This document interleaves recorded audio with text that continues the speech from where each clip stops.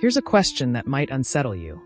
When did celebrating your birthday start feeling performative instead of personal? Think back to those early years.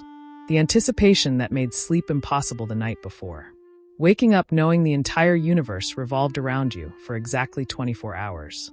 The pure, unfiltered excitement that needed no justification. Now consider today. Same calendar date, completely different emotional landscape. You scroll past birthday notifications with barely a flicker of recognition. Maybe your family reaches out. You respond with gratitude but minimal fanfare. When people ask about plans, you shrug and say it doesn't matter much anymore. But here's what nobody talks about. That dismissiveness carries weight.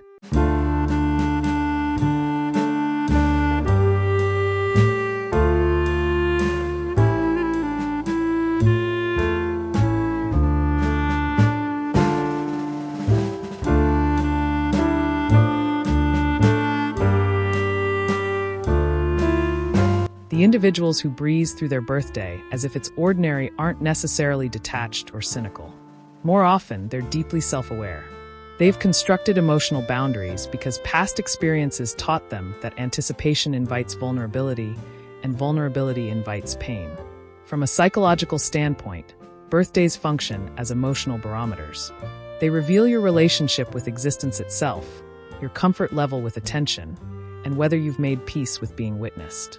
When somebody insists their birthday holds no significance, the subtext usually translates to one of two things. Either I've transcended needing external approval, or I stopped hoping for it years ago. Understanding which interpretation applies makes all the difference. There's healthy detachment, and then there's protective withdrawal. Birthdays expose which direction we've drifted. Certain people authentically outgrow birthday enthusiasm through genuine contentment.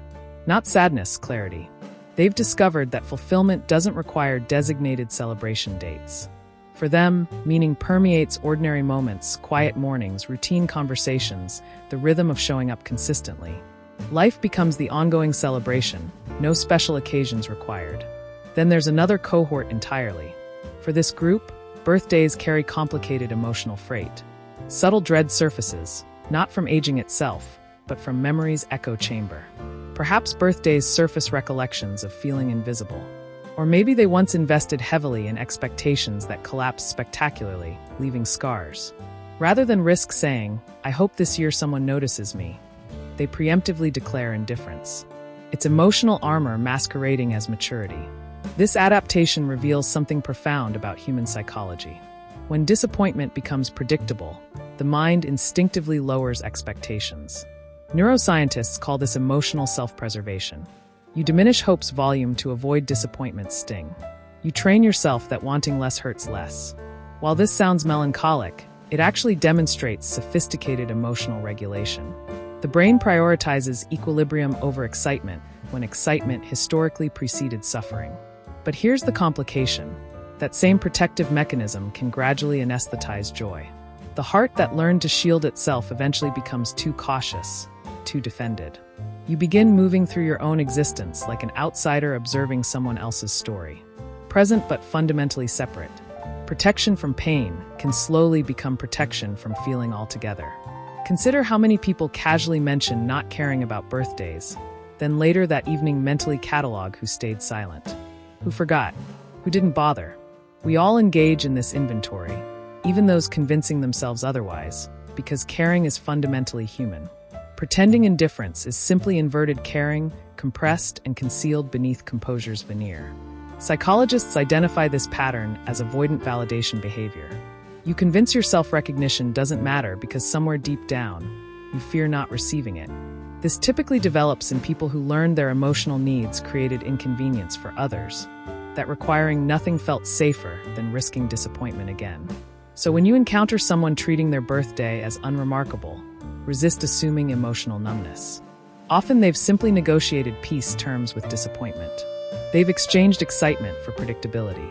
But predictability extracts its price. Because underneath that calm exterior of, it's just another rotation around the sun, lives an undeniable truth. We all crave being seen. Not applauded or lavishly celebrated, just genuinely witnessed. When someone treats their birthday ordinarily, they're not rejecting joy. They're redefining it. They're declaring, I no longer require the world's permission to feel good about existing. That shift from external celebration to internal acknowledgement marks one of maturity's quietest forms. Because somewhere along our journey, we learn that things which once made us feel special, gifts, gatherings, social media posts, begin losing their luminosity. What starts mattering more is alignment. Did this year reflect my values? Did I grow? Did I show up when it counted? For many, birthdays become less about noise, more about reflection. Not that they don't care. Their celebration definition has transformed. Perhaps their celebration now looks like solitary walks, preparing their favorite meal, or taking a quiet day off for contemplation. It's not balloon joy. It's solitude's soft joy. Our culture frequently misunderstands this. We confuse quietness with emptiness, but silence can be sacred. In psychology, this connects to self-concordant motivation. When your values and actions align, you experience deeper fulfillment, even without external validation. So when someone spends their birthday quietly, it's not apathy, it's alignment. They're no longer chasing celebration that's loud, fleeting, and performative. They've replaced it with something steady, self-trust. Yet still, an emotional undercurrent flows beneath that peace. Because while some genuinely feel content spending birthdays ordinarily, others quietly wish they didn't have to. They wish someone else would take initiative. They wish they didn't have to pretend it doesn't matter. That tension between wanting to be seen and wanting to seem unbothered represents one of humanity's most authentic contradictions. We all carry it, the longing to be noticed without asking, the desire to be celebrated without demanding space for it. It's that universal ache between independence and intimacy. Psychologically, this ties to earned secure attachment. When people experience emotional disappointments, perhaps growing up in environments where affection was inconsistent or conditional, they learn self-reliance. But even self-sufficient people carry quiet hope that someone will see through the armor. So birthdays become subtle tests, not ones you announce, but ones your mind quietly observes. Who remembered? Who reached out without prompting? Who still sees you when you're not visible? Even telling yourself it doesn't matter, a small part still checks. That's not weakness. That's humanity. Because no matter how self-aware or emotionally independent we become, we never outgrow connection's need. We just improve at hiding it. There's also a fascinating paradox in how people relate to time on birthdays. For some, it feels like progress. For others, pressure. The brain processes that pressure differently depending on your emotional history. If past years have been fulfilling, birthdays feel like milestones. But if the previous year was heavy or confusing, birthdays can feel like subtle self-confrontations. Reminders that another year passed and unanswered questions remain waiting.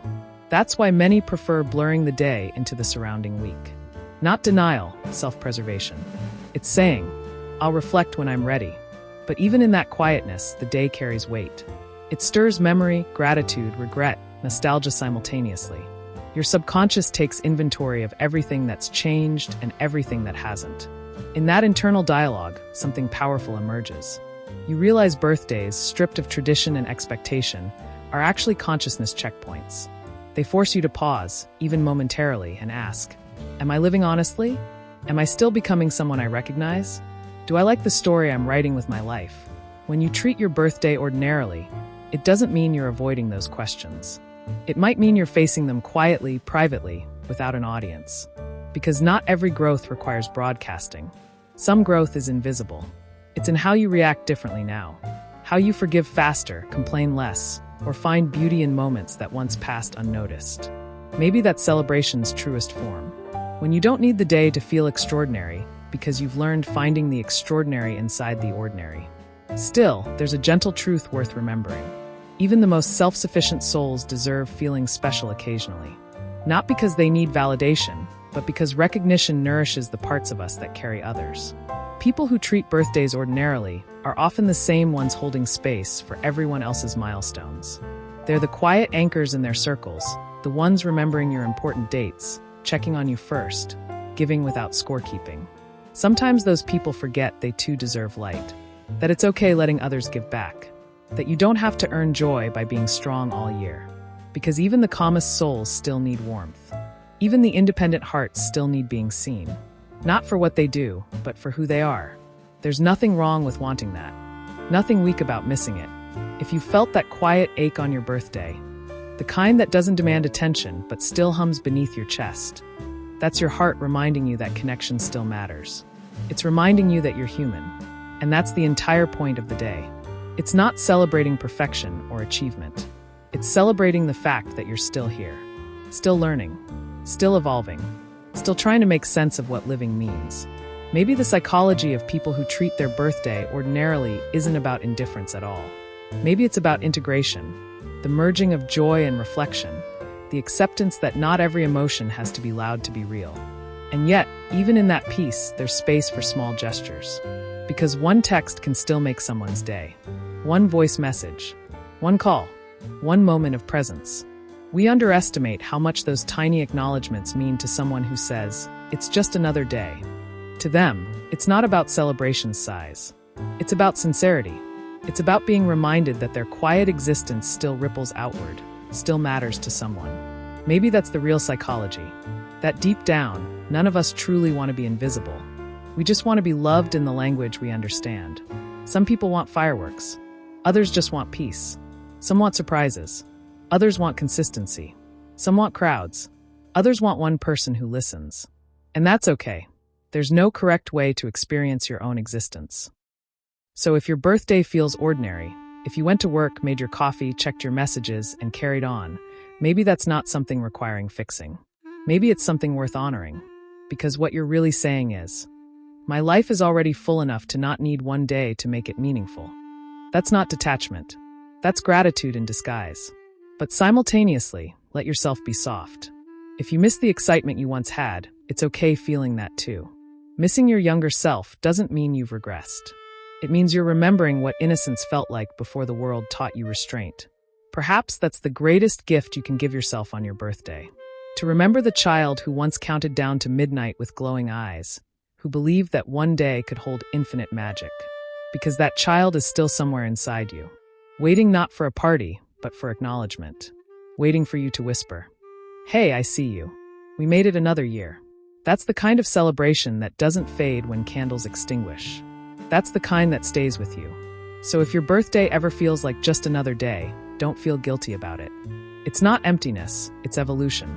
It's the mind learning that meaning doesn't need noise. And yet in the quietness, if someone remembers, let them. Let them say your name. Let them remind you that you matter. Because you do. Even on the days that feel ordinary.